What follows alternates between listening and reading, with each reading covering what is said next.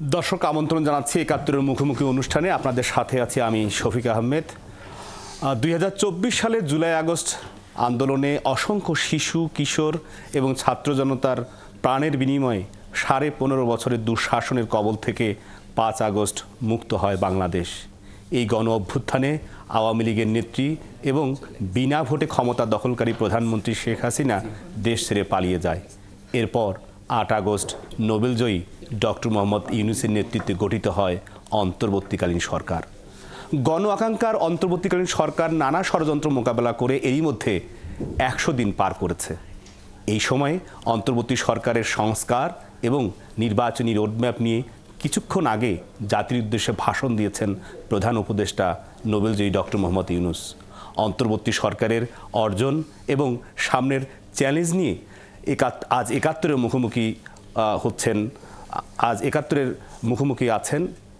মুখোমুখি অনুষ্ঠানে আছেন প্রধান উপদেষ্টার প্রেস সচিব, 2 যুগেরও বেশি সময় যিনি বাংলাদেশের শীর্ষস্থানীয় জাতীয় দৈনিকে, বিশেষ করে ইংরেজি মাধ্যমের জাতীয় দৈনিকে কাজ করেছেন। একই সাথে গেল অনেক বছর ধরে, অর্থাৎ কমপক্ষে 7 থেকে 8 বছর ধরে যিনি আন্তর্জাতিক গণমাধ্যম এএফপিতে কাজ করা এই পেশাদার সাংবাদিক শফিকুল আলম, যিনি আজ আমাদের একাত্তরের মুখোমুখি অনুষ্ঠানে আমাদের সাথে যুক্ত থাকবেন। শুধুমাত্র তিনি এএফপিতে কাজ করার মধ্যেই নিজেকে সীমাবদ্ধ রাখেননি, একই রকমভাবে বাংলাদেশের তথ্য, বাংলাদেশের বিভিন্ন সময় বিভিন্ন ধরনের ঘটনা প্রবাহ সারা বিশ্ববাসীর কাছে যিনি তুলে ধরেছেন।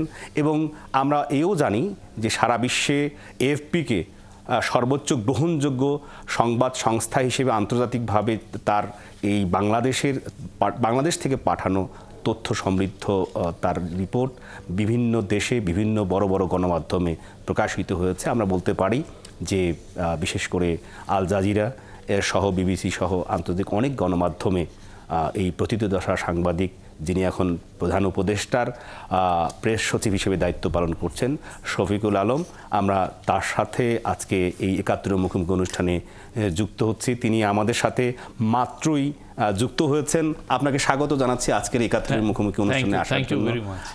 মূলত আপনার কাছে আমি জানতে চাই যে আপনি প্রধান উপদেষ্টার প্রেস সচিব তো হয়েছেন 8 আগস্টের পরে, তার আগে আপনার পেশাগত দায়িত্ব পালনের জন্য দায়িত্ব পালনকালে আপনি অনেকবার ডক্টর মোহাম্মদ ইউনূস, যিনি নোবেলজয়ী, তার সাক্ষাতে তার সাথে দেখা করেছেন, কথা বলেছেন সংবাদের তথ্যের জন্য। তো সেটি এক ধরনের নোবেলজয়ী ডক্টর মোহাম্মদ ইউনূস। আবার 8 আগস্টের পর তিনি যখন প্রধান উপদেষ্টার হলেন এবং তারপর আপনি তার প্রেস সচিব, এই 2 দেখার মধ্যে কতটুকু পার্থক্য বুঝতে পারেন আপনি? না, এটা খুবই ইম্পর্ট্যান্ট একটা কোশ্চেন। প্রথম কথা হচ্ছে যে আমরা যখন একটা পাবলিক ফিগারকে বাইরে থেকে, আপনিও জার্নালিস্ট, আমি জার্নালিস্ট, আপনার এখানে আমাদের কিছু বন্ধুবান্ধব আছে, তারাও আমরা বাইরের থেকে তো দেখি, ঠিক না, উনি কেমন বাইরের থেকে, বা আমরা যখন তাকে কাভার করি, আমরা তাকে নিয়ে যখন লিখি, অনেক ক্ষেত্রে হয় কি তার মূল যে মানুষটা, এটাকে অনেক সময় জানা হয় না। এইবার এসে যেটা হলো যে প্রফেসর ইউনূসকে আমি অনেক বছর ধরে চিনি, অনেক বছর ধরে কাভার করছি, কিন্তু ফর দি ফার্স্ট টাইম খুব কাছের থেকে দেখলাম। এবং আমি বলবো যে উনি খুবই প্রাণবন্ত একটা মানুষ, ওনার মধ্যে কোনো ধরনের পাবেন না, খুবই ট্রান্সপারেন্ট কথা বলবেন, যেটা সারাক্ষণ কাজে থাকেন। যে আমি এখন এই যে আপনি দেখলেন জাস্ট আপনি জয়েন করলাম, তার আগ পর্যন্ত ওনার স্পিচ হলো, তার আগ পর্যন্ত উনি 2টা বিদেশি জার্নালিস্ট ছিলেন, তাদের সাথে কথা বললেন এবং সারা দিন ধরে উনি মিটিং করতেছেন। এবং এমনও দিন আছে যেমন শুক্রবারে কাজ করছেন, শনিবারে কাজ করছেন। শুক্রবারে আমি আপনাকে বলি, শুক্রবারে উনি সারাটা দিন এই যে স্পিচ নিয়ে কাজ করেছেন। আমরা একটা ড্রাফট করেছি, উনি এটা আবার দেখলেন, দেখে আবার পাঠাচ্ছেন, আবার ড্রাফট করছেন। ওনার কাজের শেষ নাই। মানে একটা লোক 84 বছর বয়স, মানে আমি আপনি তো তাও একটু ফুরসত নেই, একটু বাজারে একটু বের হয়ে একটু চা খেলাম বা ফ্রেন্ডদের সাথে একটু রেস্টুরেন্টে বসলাম বা কোথাও যে আড্ডা দিলাম, উনি কাজ কাজ কাজ এবং খুব মনোযোগ দিয়ে কাজটা করছেন। মানে যে কাজে আমার জোর করে কেউ করাচ্ছে তাও কিন্তু না, কাজটা করে উনি আনন্দ পান। যেটা আপনি বলছেন যে 84 বছর বয়স, আমাদের দেশের আসলে মানুষের 84 বছর বয়সে এই রাষ্ট্রের, যে রাষ্ট্রের একেবারে প্রত্যেকটি পিলার স্তম্ভ যখন ভেঙে পড়া পরিস্থিতি গেল, 15.5 বছর ভেঙে পড়েছিল, তখন এই বয়সের মানুষকে একেবারে অনেক প্রত্যাশার জায়গা থেকে অনেক রক্ত, অনেক জান, অনেক প্রাণ, এবং এখনও হাসপাতালে যারা জুলাই আগস্টের আন্দোলনে যারা আহত হয়েছিলেন তারা হাসপাতালের বেডে এখনও আছেন, কাতরাচ্ছেন, কিন্তু তাদের পক্ষ থেকে এত বয়সের একজন মানুষকে দায়িত্ব দিয়েছেন আপনি, তার সাথে আগে সাংবাদিক হিসেবে যেটি বলছিলাম, এখন তো তার সাথে সারাক্ষণই আপনি থাকছেন। ডক্টর মোহাম্মদ ইউনূস, যিনি অন্তর্বর্তী সরকারের প্রধান উপদেষ্টা, তার শারীরিক অবস্থা, মানসিক অবস্থা এই 100 দিন পরে দেখেছেন আপনি, কেমন দেখছেন এখন? একই উনি যখন নোবেল পুরস্কার পেলেন, আমি ওনাকে প্রথম কাভার করি 90-এর দশকের শেষে। হ্যাঁ, তখন আমি বাংলাদেশ অবজারভারে ছিলাম। আমি বাংলাদেশ অবজারভারে দি বাংলাদেশ অবজারভারে ছিলাম। ওইটায় আমি ফার্স্টে স্পোর্টস দিয়ে শুরু করি, মাঝখানে আবার আমি সাব এডিটর হয়েছিলাম। ওই সময় আমার কিছু রিপোর্টিংও হতো, ওনাকে আমি ফার্স্ট কাভার করি। তো আমার মনে হয় যে 1999 কি 98 সালের উনি যে একটা আমাদের এমসিসি একটা জানেন মেট্রোপলিটন চেম্বার আছে, ওইখানে একটা ভাষণ দিলেন, আর ওই ডক্টর ইউনূস আর প্রফেসর ইউনূস আর এখন একই মনে হয়। যেটা হলো তখন হয়তো উনি দূরের থেকে দেখতাম, আর এখন দেখি যে উনি কতটা ফাস্ট কাজ করেন। 84 বছর বয়স, মানে একটা মানুষ সারাটা দিন কাজ করতেছেন, এটাতে ভাবতেই কেমন লাগে। আর একটা জিনিস হচ্ছে যে এই কাজটাও উনি এনজয় করছেন, চ্যালেঞ্জ দিচ্ছেন। আজকে সকালবেলায় আমি আপনাকে আজকে রুটিনটা আপনারা বলি। সকালে উনি উঠলেন, উঠে উনি আমরা এই ন্যাশনাল অ্যাড্রেস যেহেতু দিবেন, ওইটা উনি বিটিভিকে এনে আমরা রেকর্ড করলাম। তারপরে ওই রেকর্ড শেষ হতে হতে উনি আসলেন হচ্ছে দ্রব্যমূল্য নিয়ে। 5টা অ্যাডভাইজারকে উনি ডেকেছেন, প্রিন্সিপাল সেক্রেটারিকে ডেকেছেন, তাদের সাথে উনি একটানা আলাপ করলেন। করার পরে ঠিক 12টার দিকে উনি বের হয়ে এসেই দেখেন যে ইউকের যে একটা মিনিস্টার আসলো, তার সাথে ঘণ্টাখানেক আলাপ করলেন। করে উনি আবার চলে গেলেন হচ্ছে সেই আগের মিটিংয়ে, ওদের সাথে বসলেন। বসার পরে উনি চলে গেলেন হচ্ছে দোতলায়, উনি খেতে গেলেন। খাওয়ার পরে উনি আসলেন 3টার দিকে, মানে 2টার দিকে চলে গেছেন, 3টার দিকে ফিরলেন। তখন Asian federation for federation against involuntary disappearance, যারা ওই যে গুম নিয়ে কাজ করে এশিয়ান, তাদের সাথে অনেকক্ষণ কথা বললেন। এর মাঝখানে 2-3টা মিটিং হলো প্রিন্সিপাল সেক্রেটারির সাথে। তারপরে 2-একটা অফিসিয়াল আসলেন, সিনিয়র অফিসিয়াল, বিডার চেয়ারম্যান আসলেন, তাদের সাথে মিটিং করলেন। তারপরে টাইম ম্যাগাজিনের একজন আসলেন, তারাও আসছে 100 দিনে ওনার কাজ কী কী কাজ করলেন সেটা নিয়ে। এরপরে আসলেন উনি দি হিন্দু, ইন্ডিয়ার সবচেয়ে রেসপেক্টেড পত্রিকাগুলোর একটা, তাকে সাক্ষাৎকার দিলেন। আপনি তো আমি যখন বের হচ্ছি তখন বাজে হচ্ছে 3:30 7:30, উনি তখনও আছেন, এবং তখনও উনি বিডার চেয়ারম্যানের সাথে আবার আরেক দফা মিটিং করছেন। আপনি যখন মানে প্রেস সেক্রেটারি হিসেবে সবচেয়ে সবার আগে জানার কথা, যে জানার মানে কি এটার সাথে পুরোটাই সম্পৃক্ত আপনি, যে জাতির উদ্দেশ্যে ভাষণ 100 দিন উপলক্ষে, এটির বড় অংশই আপনি জেনেছেন। আপনি তার বক্তব্য, আমি বলবো যে পুরোটা লেখার আগে বা পড়ার আগে আপনার দেখার হচ্ছে, হয়তোবা 71 টেলিভিশনে এই সরাসরি সম্প্রচারে যুক্ত হওয়ার জন্য আপনার হয়তো টেলিভিশনে দেখা হয়নি, কিন্তু আপনি তো রেকর্ডের সময় দেখেছেন। আজকের এই পুরো ভাষণ জুড়ে আমরা যদি দেখি তাহলে দেখব যে যেমন প্রধান উপদেষ্টা দেশবাসীর কাছে, রাজনৈতিক দলের কাছে তিনি এক ধরনের আবেদন করেছেন, সময়ের আবেদন। কিন্তু সেই সময়ের আবেদনের মধ্যে মূলত একটি বিষয় তিনি পরিষ্কার করেছেন, যে আগামী ডিসেম্বর জানুয়ারির মধ্যেই যে সংস্কার কমিটিগুলো হয়েছে তারা রিপোর্ট দিবে, তারপরে সংস্কারের সেসব বিষয় নিয়ে আবার রাজনৈতিক দলগুলোর মতামতের ভিত্তিতেই একটি সংস্কার রোডম্যাপ তৈরি হবে। কিন্তু সেখানে কিন্তু নির্বাচনের রোডম্যাপ বলা হয়নি। এই বিষয়টা কিন্তু কমপ্লেক্স। আপনারা যেই রকম ভাবছেন, দেখেন সংস্কারের উপর নির্ভর করবে নির্বাচনটা কেমন হবে। এমন যদি হয় যে পলিটিক্যাল পার্টিগুলো সবাই ডিসাইড করে যে আমরা প্রেসিডেন্সিয়াল ইলেকশনটা হবে, আবার পার্লামেন্টারও ইলেকশন হয়। অলরেডি দেখেন মেয়েদের মহিলাদের সিট নিয়ে 100টা ডাইরেক্ট ইলেকশনের কথা বলা হচ্ছে, অনেকে প্রপোর্শনাল রিপ্রেজেন্টেশন করা হচ্ছে, আবার অনেকে বাইক্যামেরাল পার্লামেন্ট বলছেন, মানে দ্বিকক্ষ বিশিষ্ট পার্লামেন্ট বলছেন। আবার অনেক ক্ষেত্রে যেটা বলা হচ্ছে যে এই পুরো 300 সিট না হয়ে আমরা 300 সিট, জানেন আপনারা যে 1973 সালের প্রথম যে ইলেকশন ওই সময় 300 সিট ছিল, আবার এখনও 300 সিট। অনেকেই বলছেন যে এটা 500 করা হোক। তো 500 করতে হলে তো আবার নতুন করে এই যে পুরো জিনিসগুলো কনস্টিটিউশনের অ্যামেন্ডমেন্টে আসবে। আর এই কনস্টিটিউশনাল অ্যামেন্ডমেন্টের উপর নির্ভর করবে যে আমরা কি ধরনের ইলেকশনটা করব। ইলেকশনটা কি এরকম হবে না ওরকম হবে, বা অনেকে আবার কেউ কেউ এসে স্টুডেন্টদের পক্ষ থেকে কেউ কেউ বলছেন যে পুরুষদের মতো 21 বছর বা ভোটের বয়স, হ্যাঁ, তো সেটা আরো কমায় যায় না। কারণ এবার তো যারা প্রাণদান করলেন, যারা শহীদ হলেন, তাদের অনেকে তো 16, 17, 15 এরও আগে আছে। তো অনেকে বললেন যে না 16, 17তেই তো আমরা এই বয়স কমানো হোক বা এই টাইপের। এই পুরো কাজগুলোর উপর নির্ভর করবে হচ্ছে ইলেকশনটা কবে হবে। এটা এই জন্য আমরা রিফর্মের রোড ম্যাপ দিয়েছি, ইলেকশনেরও এক ধরনের রোড ম্যাপ হচ্ছে, খালি ডেটটা নাই। এবং ডেটটা যেটা ওয়ার্কআউট কারা করবেন, এই ডেটটাও ইন্টারিম গভর্নমেন্টের সাথে পলিটিক্যাল পার্টির সাথে একটা বোঝাপড়ার উপরে ডেটটা তৈরি হয়ে যাবে। এটা নিয়ে আমার মনে হয় না যে মানে সবাই যে মনে হচ্ছে যে আমি ডেটটা দিই না কেন, কারণ ওই ডেটটা আসলে তো আমরা দিতে পারছি না। আপনি যদি প্রেসিডেন্সিয়াল ইলেকশন করেন তাহলে তো আপনার মানে পার্লামেন্টের পাওয়ারটা কতটুকু হবে, এগুলো তো সেটেলের বিষয় আছে।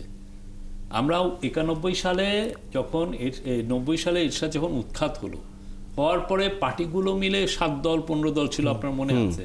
আপনার অনেকদিন ধরে পলিটিক্যাল পার্টিগুলো কাভার করছেন।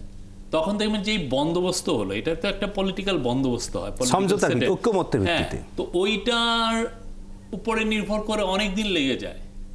তো সেই রকমই এখন তো আরো মানে আমরা কিভাবে কোন সোসাইটি চাই, আমরা পুলিশকে কিভাবে চাই, বা ইলেকশন কমিশনকে কিভাবে চাই, বা ইলেকশনের ক্ষেত্রেও আপনার অনেক সমস্যা আছে। সেটা হচ্ছে যে ইলেকশনের অনেক ভোটার আছে যাদের নাম আছে বা তারা মারা গেছেন, বা অনেক ইয়াং ছেলে আছে যারা লাখ লাখ, অনেকে বলে কোটি কোটি ইয়াং ছেলে তারা ভোট দিতে পারেন এবং তাদের নামটা ভোটার লিস্টে নাইও। তো এগুলো তো অ্যাড করতে হবে। তো সব মিলে আসলে কি ইলেকশনের রোড ম্যাপ এবং রিফর্মের রোড ম্যাপই ডিসাইড করবে কবে ইলেকশনটা হবে। আর এনারা যারা আছেন 24 জন অ্যাডভাইজার, চিফ অ্যাডভাইজার সহ, আমি এইটুকু বলতে পারি তাদের একটা দিনও বেশি দিন থাকা না, কেননা তাদের পলিটিক্যাল অ্যাম্বিশন নাই। তারা যে খুব আনন্দে আছেন তাও না, তাদের 7 দিন খাটতে হয়, অনেক ধরনের ক্রিটিসিজম শুনতে হচ্ছে, ঠিক না? প্রচুর ক্রিটিসিজম শুনতে হয়। আর তারা তাদের কাজগুলোতে যেই জায়গায় কাজ ছিলেন সেগুলোতে তারা পারঙ্গম ছিলেন, ওই কাজগুলো ওনারা ভালোই করতেন এবং আনন্দের সাথে করতেন। তো এইটা একটা জাতীয় দায়িত্বে ওনারা আসছেন। আমি এটুকু বলতে পারি ইলেকশনের ডেট আমরা দিই নেই, কিন্তু কেউ আসলে একটা দিন বেশি থাকতে চায় না। না, আপনি আপনার ওই বক্তব্যের একটা অংশে প্রধান উপদেষ্টা বলেছেন যে নির্বাচনের ট্রেন এরই মধ্যে শুরু হয়েছে। নির্বাচন কমিশন যে সংস্কার কমিটি, তারাই মূলত ভোটার তালিকা সংস্কার সহ নির্বাচনের তফসিল তারা সব কিছু করবেন। তবে তার একটি বড় যে প্রবাসীদের গেল অনেক বছর ধরে একটি আবেদন ছিল, যেটি যে তারা ভোট দিতে চান। প্রধান উপদেষ্টা আজকে বলেছেন যে পোস্টাল ব্যালটে ভোট দিতে যেন পারে, সেই ব্যবস্থাপনাটা তিনি করতে চাচ্ছেন। আপনি এটার কারণটা হচ্ছে যে আপনি দেখেন এবার যে অভূতপূর্ব যে একটা আন্দোলন হলো, গণ অভ্যুত্থান হলো, সেই আন্দোলনে গণ অভ্যুত্থানে এদের অসম্ভব একটা রোল ছিল। মানে তারা যেভাবে পার্টিসিপেট করেছেন, জেলও খেটেছে অনেকে, যে ইয়েতে 57 জন জেল খেটেছেন, তাদের মধ্যে অনেকে যাবজ্জীবনও জেল হয়েছে। তো এই জন্য মানে তাদের যে স্যাক্রিফাইস, তাদের যে দেশপ্রেম, বাংলাদেশের প্রতি যে তাদের ত্যাগ, এটা তো অতুলনীয়। তো তাদেরকে যদি এখন পোস্টাল ভোটার ব্যালটটা না দেওয়া হয়, এটা তো তাদের প্রতি অন্যায় করা হবে, ঠিক না? আমাদের 1 কোটি, কেউ বলে 1 কোটি 20 লক্ষ, কেউ বলে 1.5 কোটি লোক বিদেশে থাকে। তারা যদি ভোটাভুটিতে অংশগ্রহণ করতে পারেন, তাহলে হয় কি এই দেশের উপরে তার দাবিটা আরো বাড়ে, দেশের প্রতি তার ইভেন টানটাও বাড়ে। এই টানটা আমাদের দরকার আছে। দেশ গঠনে তাদের রোল খুবই ইম্পর্টেন্ট একটা বিষয়। আরেকটি বিষয় এখানে বলে রাখা ভালো আপনাকে, যে প্রধান উপদেষ্টার বক্তব্যগুলো থেকেই আমরা আলোচনার একটি বড় অংশ করতে চাই, কারণ জাতির উদ্দেশ্যে দিয়েছেন। হয়তোবা আমাদের দর্শকরা অপেক্ষা করছেন যে লাইনগুলো তিনি বক্তব্য দিয়েছেন সেটিরই একটি বিস্তারিত বক্তব্য জানা, কারণ এক লাইনে একটা বক্তব্য দিলে অনেকটা বিস্তারিত মানুষ জানার ক্ষেত্রে যাবে। তবে এই যে নির্বাচনের ট্রেনের যাত্রা শুরু হয়েছে, এটা আর থামবে না, কিন্তু সেটি যেতে হলে অনেকগুলো কাজ আছে, সেটা করতে হবে। সেই ট্রেনের যে যাত্রা, সেখানে লাইনগুলো বসানোর কাজ চলছে। আমরা নির্বাচনের সেই যাত্রা এবং পরবর্তী সময় আরও বেশ কিছু সংস্কার বিষয়ে আমরা আপনার সাথে আলাপ করব। এখন খানিকক্ষণ সময়ের জন্য আমরা বিরতি নিচ্ছি। দর্শক, আমরা ৭১-এর মুখোমুখি অনুষ্ঠানে আমাদের সাথে আছেন প্রধান উপদেষ্টার প্রেস সচিব শফিকুল আলম। আমরা সাময়িক সময়ের জন্য বিরতি নিচ্ছি, ফিরছি খুব দ্রুত।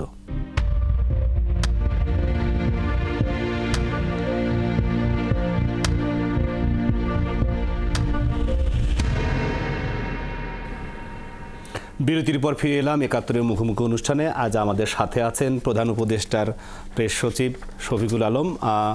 মূলত আপনার কাছে আলাপ করছিলাম নির্বাচনী ট্রেন নিয়ে। এবারে আমরা একটু যেতে চাই যে প্রধান উপদেষ্টা জাতির উদ্দেশ্যে ভাষণে তিনি বলেছেন যে জুলাই আগস্টের আন্দোলনের সময় পতিত স্বৈরাচারী সরকারের যিনি ক্ষমতা দখল করার জন্য নির্বাচন, সেই অনুযায়ী তিনি ক্ষমতা ছিলেন দীর্ঘদিন ধরে, তাকে বিচারের মুখোমুখির জন্য একসময় ভারতের কাছ থেকে তারা ফেরত চাইবে, অর্থাৎ অন্তর্বর্তী সরকার ফেরত চাইবে। আমরা এর আগে শুনেছি যে আইন উপদেষ্টা আসিফ নজরুল সাহেব তিনি বলেছেন যে শেখ হাসিনাকে ফেরত আনার জন্য রেড অ্যালার্ট জারি করা হবে। তো সেই বিষয়ে আপনার কাছে বিস্তারিত তথ্য কিছু আছে? না, আপনি জানেন যে শেখ হাসিনা ক্ষমতা কুক্ষিগত করার জন্য, ক্ষমতাকে মানে শেষ পর্যন্ত ক্ষমতায় টিকে থাকার জন্য উনি কি ভয়াবহ রকমের একটা হত্যাযজ্ঞ করেছেন। বাচ্চা বাচ্চা ছেলে মেয়েদেরকে কিভাবে উনি নির্মমভাবে, তার অর্ডারেই তো এরা এদেরকে মারা হয়েছে, ঠিক না? তো সেই জন্য তাকে এনে বিচারের সম্মুখীন করা, এটা আমাদের একটা কমিটমেন্ট তাদেরকে। কিন্তু একটা জিনিস কি, যখন আমরা ইন্ডিয়ার সাথে একটা তো এক্সট্রাডিশন ট্রিটি আছে আমাদেরকে, এই এক্সট্রাডিশন ট্রিটির আবার কিছু নিয়ম আছে যে আপনার কিছু লিগাল স্টেপটা পার করতে হয়। তো যেই লিগাল স্টেপগুলো হয়ে যাবে, ওনার ইনডাইটমেন্ট হতে হবে, তারপরে যেটা হচ্ছে যে ওনার ট্রায়ালটা শুরু হতে হবে, তারপরে একটা কনভিকশন হলে আমরা তাড়াতাড়ি তাকে নিয়ে আসতে হবে। কনভিকশনের আগেও পারা যায়, বাট এটা করা যায় না, তাকে যাতে বিচারের সম্মুখীন হওয়া যায়। এটা হচ্ছে লতে যেভাবে আছে, আমরা যেই ইন্ডিয়ার সাথে যে চুক্তিটা করেছি, বন্দি প্রত্যাপন চুক্তি, বন্দি প্রত্যাপন চুক্তি, সেটাই ডিসাইড করবে কেন। বাট আমাদের কথা এক, তাকে ফেরত আনতে হবে এবং তাকে বিচারের সম্মুখীন করতে হবে। আর সেটি আজকে প্রধান উপদেষ্টার জাতির উদ্দেশ্যে ভাষণ দেওয়ার বক্তব্যে কিন্তু উঠে এসেছে। আরেকটি বিষয়ে, আপনি মাঠে তো মূলত ৮ আগস্টের আগ পর্যন্ত মাঠেই সাংবাদিকতা করেছেন। সেই সাংবাদিকতার সূত্রে আপনিও জানেন, আমি নিজেও মাঠে কাজ করেছি। তো আমরা আওয়ামী লীগের এই ১৫.৫ বছরের শাসন আমলের আমরা কমপক্ষে ১২ বছর বা ১২.৫ বছরের যদি পূজা মণ্ডপের হামলা, ভাঙচুর, এমনকি ঐতিহাসিক যে রামু মন্দির, সেখানে ভাঙচুর, হিন্দু বাড়িতে আগুন দেয়া সহ আমাদের কি বলবো যে শত বছরের পুরনো কালী মন্দির থেকে স্বর্ণ গহনা খুলে নিয়ে যাওয়া, এরকম অনেক ঘটনা ঘটেছে। কিন্তু এবারই প্রথম যে নির্বিঘ্নে সর্বোচ্চ সংখ্যক পূজা মণ্ডপে শান্তিপূর্ণভাবে পূজা। তারপর চট্টগ্রামে ৮ দফা দাবিতে বিশাল সমাবেশ, ঢাকায় একই ধরনের পরিস্থিতি, এবং সেই তথ্য পার্শ্ববর্তী একটি দেশের বড় বড় কাগজে, টেলিভিশনে, এবং সেই তথ্য নিয়ে যাওয়া হলো মার্কিন প্রেসিডেন্ট নির্বাচনে ডোনাল্ড ট্রাম্পের টুইট পর্যন্ত।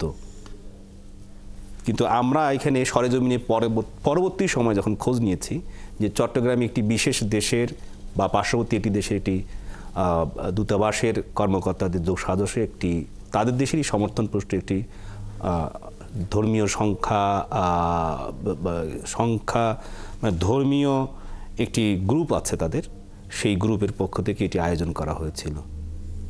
আপনি কি বলবেন?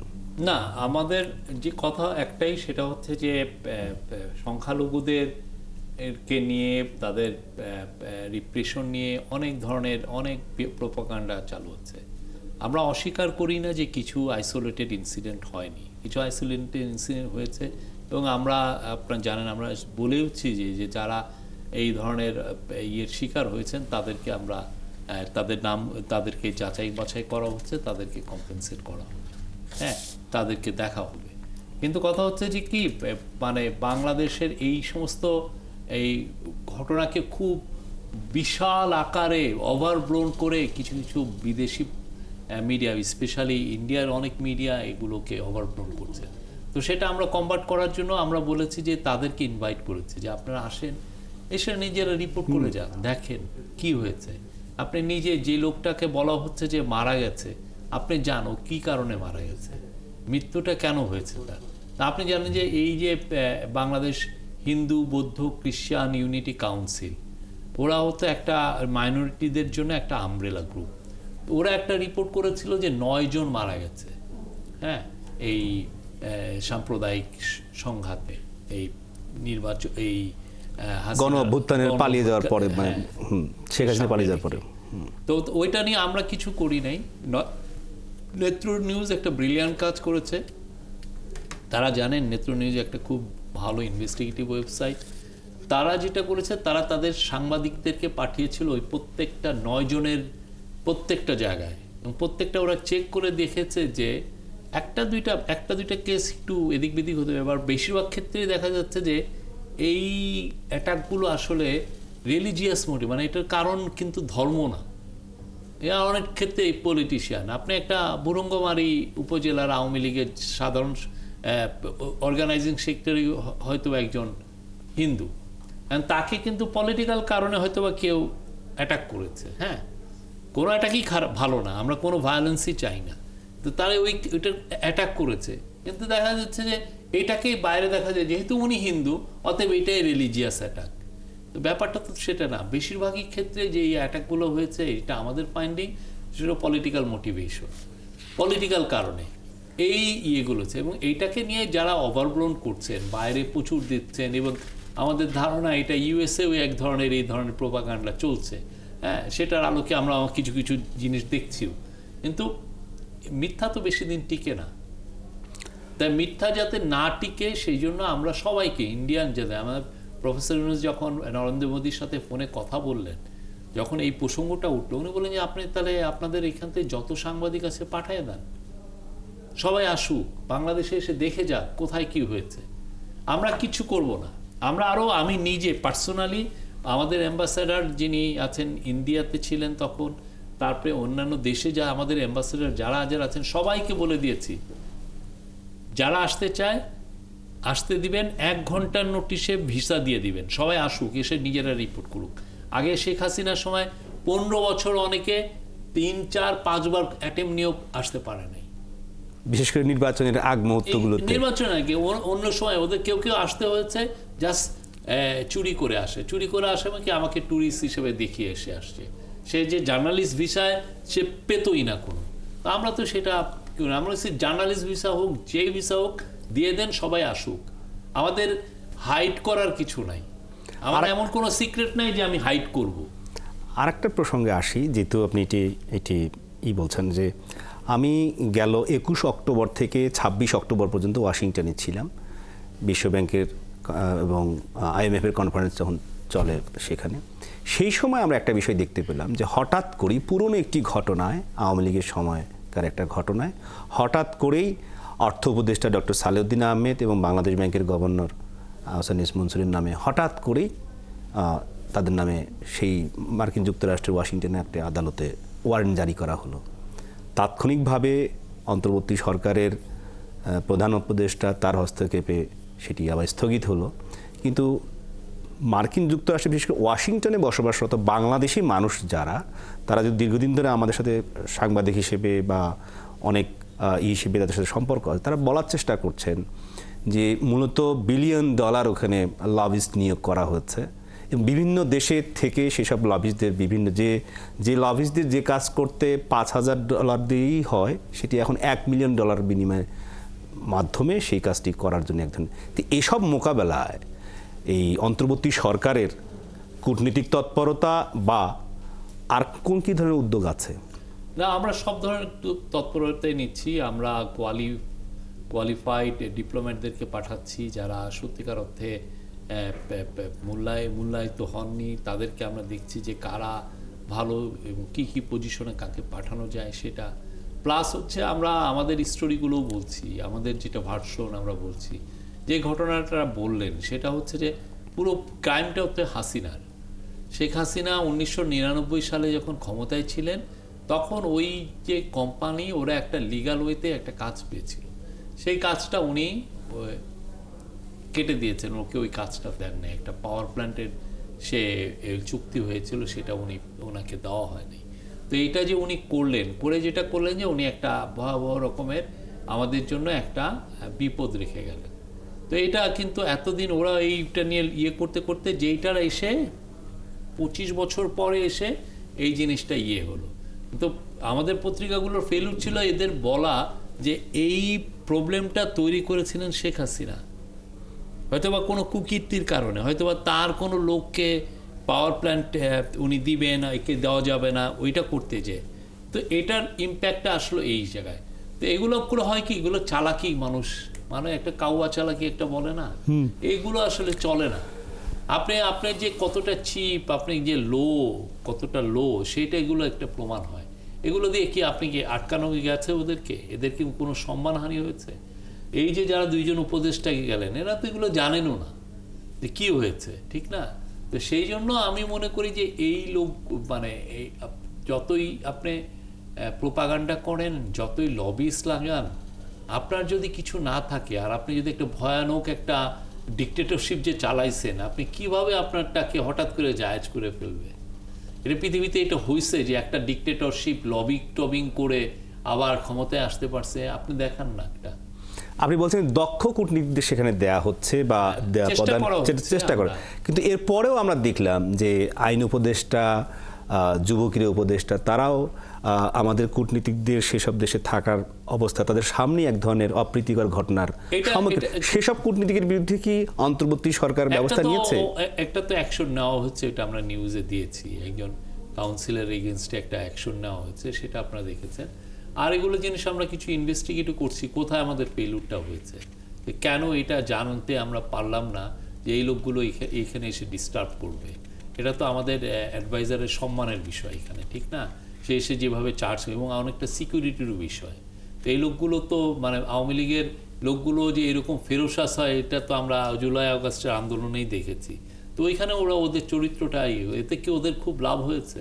এটা যেটা হয়েছে যে আরো পুরো পৃথিবী দেখলো যে ওরা কতটা নির্লজ্জ হতে পারে। আমি একটু নির্বাচনের প্রসঙ্গে ফিরে আসতে চাই, যে আপনার চোখের সামনেই গেল 3টি নির্বাচন, বিশেষ করে 154টি আসনে বিনা প্রতিদ্বন্দ্বিতায় নির্বাচন মানে ফলাফল ঘোষণা করে ক্ষমতায় আসা। 2018 সালে ডে বিফোর নাইট, এটাকে বাংলায় বলে যে দিনের ভোট রাতে হওয়া।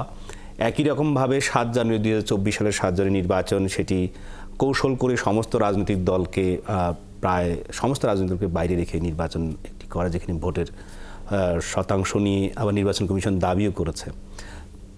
যে সংস্কার কাজ চলছে এখন, ভবিষ্যতে যখনই নির্বাচন হোক, সেই টাইম যেহেতু আপনি বলতে চাচ্ছেন না বা বলতে পারছেন না, এখন যখনই হোক, সেটি কি এই ধরনের কোনো নির্বাচনের কলঙ্ক আর কখনো বাংলাদেশে ফিরে আসবে?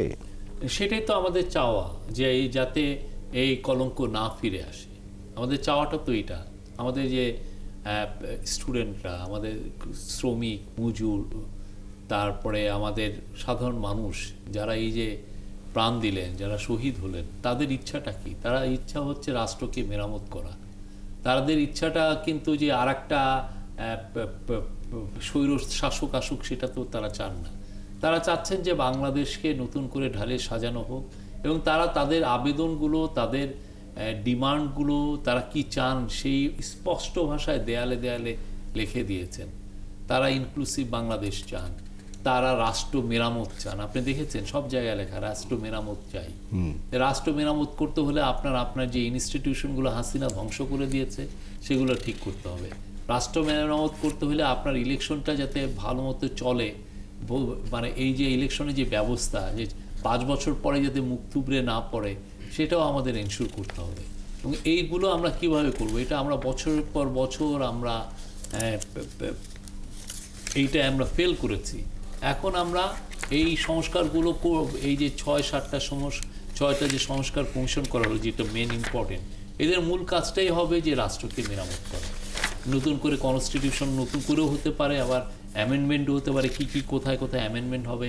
ইলেকশন কমিশনে আমরা খুব ভালো রকমের রিফর্ম আশা করছি, যাতে চুরিচামারি, ভোট রিগিং আপনি যে 3টে ইলেকশনে যেভাবে করেছে এটা যাতে না হয় সেটা করতে। তারপরে জুডিশিয়ারিকে আপনি জানেন যে কোর্টগুলোকে ইউজ করে কিভাবে চুরিচামারি করা হয়েছে, ইলেকশনকেও বৈধতা দেওয়া হয়েছে, সেগুলো আমরা থামানোর জন্য জুডিশিয়ারির ইয়ে করছি। এবং আমরা at the same time police আর সিভিল অ্যাডমিনিস্ট্রেশন নিয়েও আমরা কমিশন করে দিয়েছি। কেন দিয়েছি? কারণ পুলিশকে এবং সিভিল অ্যাডমিনিস্ট্রেশনকে বেশি ইউজ করা হয়েছে আপনার স্বৈরতন্ত্রকে কায়েম রাখার জন্য, তাদেরকে দিয়ে ভোট চুরি করার জন্য। এমনভাবে তাদের রিফর্ম করা হবে বা উচিত। আমাদের যারা রাষ্ট্র চিন্তা যারা করেন, যারা পলিটিশিয়ান, যারা অ্যাক্টিভিস্ট, সবাই মিলে এটা করবেন। সেটা হচ্ছে যাতে এই ধরনের চুরিচামারি না হয়, প্রত্যেকটা ক্ষেত্রেই যেন রিফর্মের ছোঁয়া পায়। আমরা আরও সংস্কারের অনেকগুলো বিষয় আছে, শিক্ষা, স্বাস্থ্য সহ অনেক কিছু, সব বিষয়ে আপনার সাথে আবার আমরা ফিরছি একটি বিরতির পর।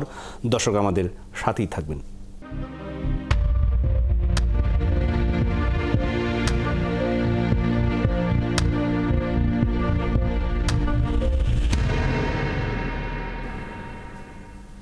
বিরতির পর ফিরে এলাম ৭১-এর মুখোমুখি অনুষ্ঠানে। আমাদের সাথে আছেন মাননীয় প্রধান উপদেষ্টার প্রেস সচিব শফিকুল আলম। আমরা কথা বলছিলাম সংস্কার নিয়ে। অনেকগুলো সংস্কার কমিশন হয়েছে ৬টি, কিন্তু আমাদের কাছে খোঁজ খবর আমরা যেটি করি দেখেছি যে শিক্ষা ব্যবস্থা এই ১৫ বছরে ধ্বংস হয়ে গেছে।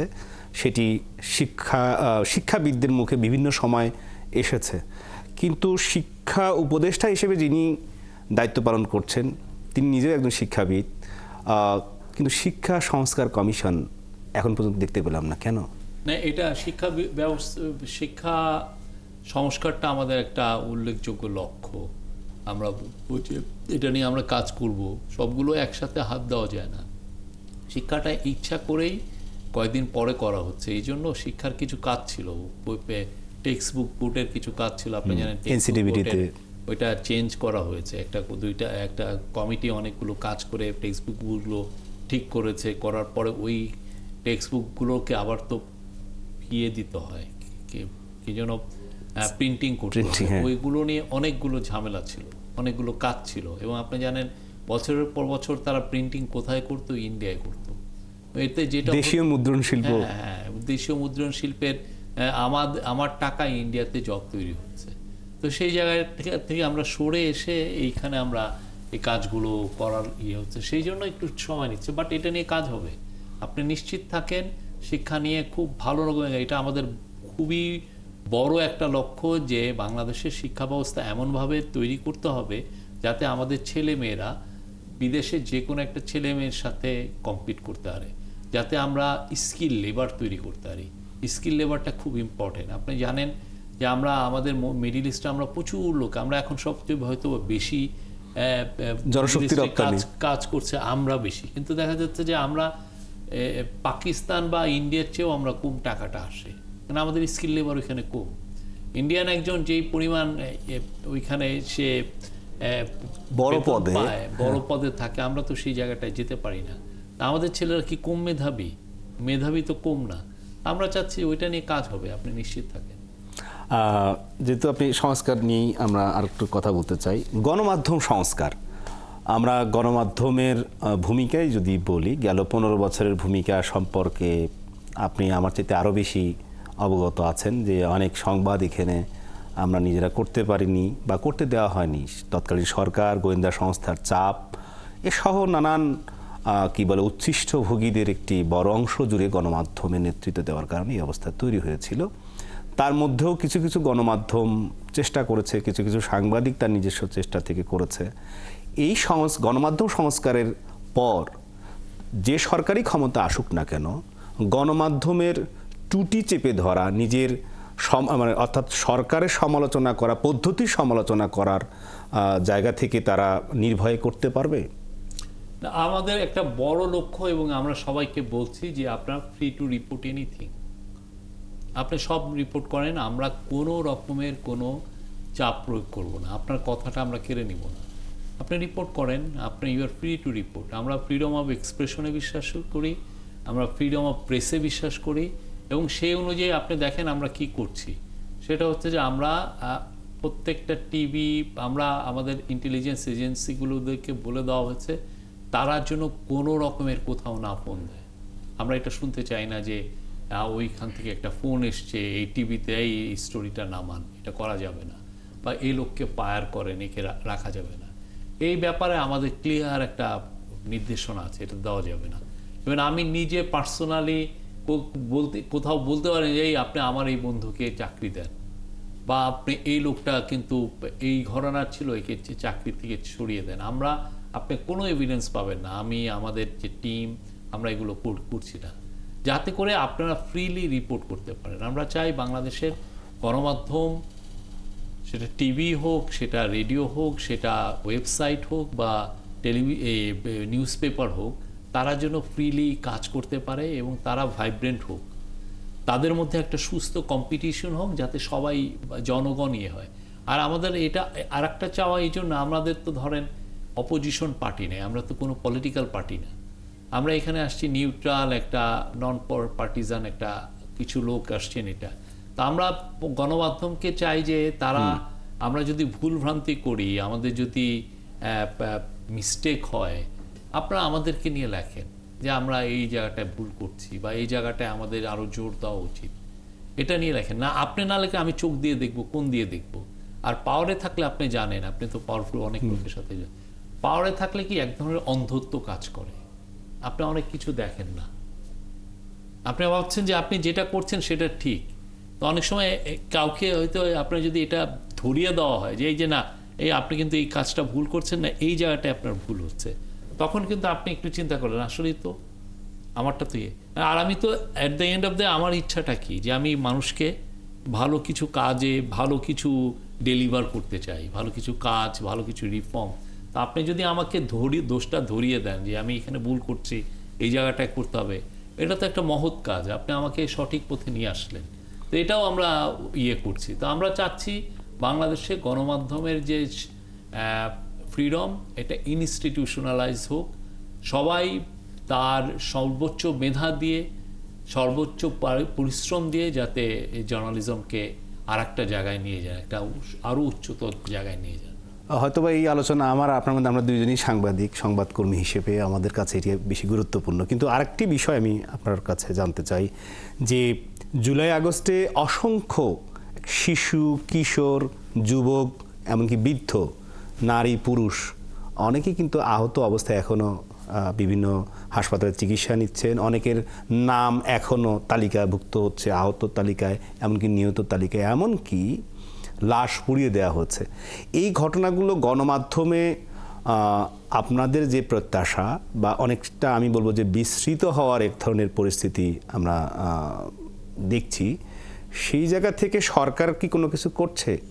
না, সরকার অনেক সময় কি, সরকার এই স্টোরিগুলো যদি করে, তাহলে এটার মনে অনেকে ভাববে যে এই স্টোরিগুলো কতটা সরকারি স্টোরি আর কতটা ইন্ডিপেন্ডেন্ট স্টোরি, এই ধরনের আলাপ তৈরি করে। আমরা সবাইকে এনকারেজ করি, এই আন্দোলন তো সবার আন্দোলন, বাংলাদেশের আপমন জনসাধারণ আন্দোলন। এই আন্দোলনে বাংলাদেশে একটা কুখ্যাত একজন স্বৈরাচারকে সরাতে যে এরা আহত হয়েছেন, কেউ শহীদ হয়েছে। তো এদের স্টোরিটা করাটা আমাদের সমস্ত পত্রিকা, সমস্ত টিভি, সমস্ত ওয়েবসাইট, রেডিও স্টেশন, সবার এটা একটা নৈতিক দায়িত্ব, তারা এটা করবেন। তারা করলে হয় কি, জিনিসটা আরও দরদ দিয়ে হবে। আর আমি দিয়ে করা মানে হচ্ছে এক ধরনের দায়সারা সরকার এই কাজ করবে না, বাট সরকার এনকারেজ করবে যে আপনারা করেন। এরা বীর, বাংলাদেশকে নতুন একটা স্বাধীনতা দিয়েছে। এই বীরদের যে স্যাক্রিফাইসটা আপনি দেখেন, কি বাচ্চা বাচ্চা ছেলে বাপ মাকে চিঠি লিখে গেছে, ঠিক না? তাদেরকে কিভাবে নির্মমভাবে গুলি করে এদেরকে মারা হয়েছে। তো এই গল্পগুলো তো সবার কাছে আসে, অনেক দিন ধরে এই গল্পগুলো যেন থাকে, মানুষ যেন সারা জীবন তাদেরকে তাদের মেমোরিতে ধরে রাখে, সেটা তো আমাদের প্রত্যাশা। সর্বশেষ আমরা প্রসঙ্গে যদি আসি, যে সরকারের উপদেষ্টার সংখ্যা 21 থেকে 3 জন যুক্ত হওয়ার 24 জনে এসেছে, এবং সরকারের কাজের যে গতিশীলতা সেটি কি বেড়েছে, সেটি কি বাড়ছে, এবং আরও নতুন উপদেষ্টা নেওয়া হবে কি না, আবার নতুন উপদেষ্টা নেয়ার ক্ষেত্রে যেমন এই তিনজন যুক্ত হওয়ার পরে নানান মাধ্যমে নানান ব্যক্তি সম্পর্কে সমালোচনা হয়েছে, একই রকমভাবে প্রশাসনের মধ্যে এখনো ভূত অর্থাৎ পতিত স্বৈরাচার সরকারের আছে। এইসব বিষয়ে আপনি একটু পূর্ণাঙ্গ একটা বক্তব্য রাখবেন। আমরা একটা জিনিস মনে রাখতে হবে যে আমাদের আপনি একটা ক্যাবিনেটটা কতটা দ্রুত কতটা বেটার কাজ করতে পারবে এটা অনেকটাই ডিপেন্ড করে হচ্ছে ব্যুরোক্রেসির উপরে। আমি তো একা কাজ করি না, আমি তো ব্যুরোক্রেসিকে নিয়ে কাজ করি, আমার সাথে অনেকগুলো অফিসার থাকে, তারা একটা অ্যাডভাইজার যখন কাজ করেন তাদেরকে নিয়েই তো কাজ করেন। কিন্তু কথা হচ্ছে যে গত 15 বছরে হ্যাঁ ওইখানে তো পলিটিক্যাল প্রমোশন আর এগুলো হওয়াতে মানে খুব ভালো সিনিয়র অফিসিয়াল ছিলেন না। আমাদের যে ভালো অফিসার নাই তা কিন্তু না, কিন্তু তারা তো মূল্যায়িত হন নাই। মূল্যায়িত হয়েছেন কারা? যারা জয় বাংলা করতে পেরেছেন, ঠিক না? যারা জোরে জোরে স্লোগান দিয়েছেন, কাজ ফেলে পলিটিক্যাল লিডারের মতো কাজ করেছেন, পলিটিক্যাল লিডারদের চামচামি করেছেন, তারা মূল্যায়িত হয়েছে।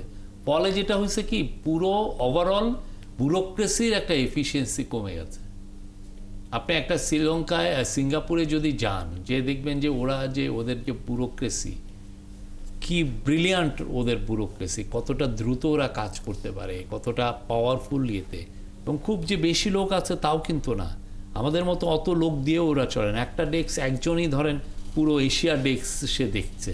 তো এই লোকগুলোর মতো ব্যুরোক্রেসি আমাদের হয় নাই। তো ফলে আপনারা যে প্রত্যাশাটা করতেছেন যে না আমি খুব দ্রুত অনেক কিছু হয়ে যাবে, সেটা আমরা হয় নাই। আবার অনেকে ভাবছেন যে তাহলে আমরা আওয়ামী লীগের লোকগুলোকে যদি সরিয়ে এদেরকে আনি, হ্যাঁ অন্যান্য পার্টির এদেরকে আনি, তাতেও খুব যে ম্যাসিভ ডিফারেন্স হচ্ছে তা কিন্তু না। কেননা ওভারঅল ইফিসিয়েন্সি তো সবারই কমেছে। হ্যাঁ, কেননা ওই লোকগুলোকে তো কাজ করতে দেওয়া নেই, তার তো এফিসিয়েন্সি বাড়ে নাই। তো ফলে আমরা এই জায়গাটায় সত্যিকার অর্থে আপনি যেটা বলছেন আমরা চেষ্টা করছি কতটা বাট সবাই মিলে খুব ব্যুরোক্রেটরাও কাজ করছেন, আমরাও কাজ করছি, চেষ্টাটা আছে। আর আপনি দেখেন না আজকে 100 দিনের আমরা তো আমাদের যে অ্যাচিভমেন্ট সেটা নিয়ে তো আমরা তুলে ধরেছি। না, বিচার আপনাদের বিষয়, আপনাদের বিচারের উপর আমাদের ছেড়ে দেওয়া ছাড়া তার কিছু। আসলে 100 দিন মহাকালের কোনো বড় সময় নয়, কিন্তু গুরুত্বপূর্ণ সময় ছিল এই 100 দিন। অনেকগুলো ষড়যন্ত্র, অনেকগুলো ঘটনা প্রবাহ পার হতে হয়েছে 100 দিনে।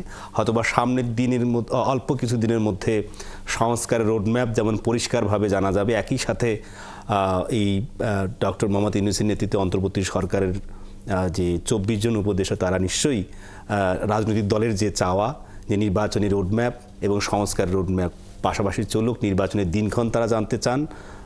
আর নিশ্চয়ই জাতির সামনে ডক্টর মোহাম্মদ ইউনূস প্রধান উপদেষ্টা তিনি জাতির সামনে নির্বাচনের দিনক্ষণ সংস্কারের সাথে সাথে নির্বাচনের দিনক্ষণও তিনি জানাবেন।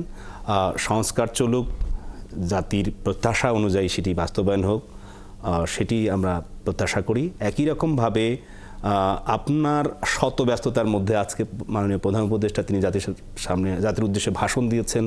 সেই সকাল থেকে সারাদিনের কর্মব্যস্ততার মধ্যেও আপনি ৭১ টেলিভিশনে এই ৭১ মুখোমুখি অনুষ্ঠানের সময় দিয়েছেন। এবং আপনাকে বলে রাখতে চাই যে ৭১ টেলিভিশন গত 5 আগস্ট এই বারিধারা কার্যালয়ে কিছু দুর্বৃত্তরা তারা হামলা করে ভাঙচুর করে অগ্নিসংযোগ করেছিল, এবং ৭১ টেলিভিশন দ্বিতীয়বার অন এয়ারে আসার পরে, সম্প্রচারে আসার পরে স্টুডিও থেকে আজকেই প্রথম সরাসরি সম্প্রচার, যার শুরুটা করেছেন, অতিথি হয়েছেন আপনি। এজন্য আপনাকে অসংখ্য ধন্যবাদ। আশা করি আপনার এই উপস্থিতি আগামী দিনে অব্যাহত থাকবে। দর্শক, আমাদের সাথে আজ অন্তর্বর্তী সরকারের 100 দিন উপলক্ষে প্রধান উপদেষ্টা জাতির উদ্দেশ্যে ভাষণ দিয়েছেন। সেই সব ভাষণের নানা দিক, সংস্কার, বিশেষ করে সংস্কার এবং নির্বাচনের রোডম্যাপ, এবং এছাড়া অনেকগুলো বিষয় মানুষের জানার আছে, সেই সব বিষয়ে বিস্তারিত জানার চেষ্টা করছিলাম আমরা প্রধান উপদেষ্টার প্রেস সচিব জনাব শফিকুল আলমের কাছ থেকে। এবং ভবিষ্যতে আমরা আরও যুক্ত হব এই ধরনের আলোচনায়। আজকের মতো এই পর্যন্তই। ৭১-এর সাথেই থাকবেন।